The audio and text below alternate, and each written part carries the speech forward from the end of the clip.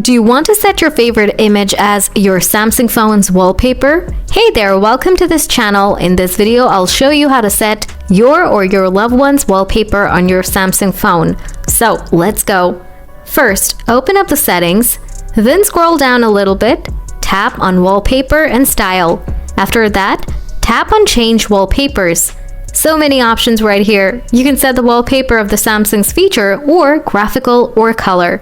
If you want to set your image as your wallpaper, then tap on Gallery right here, and then choose your image from here.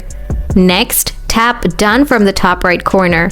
Now choose where you want to apply this image, such as I'm going to choose for both the lock screen and home screen.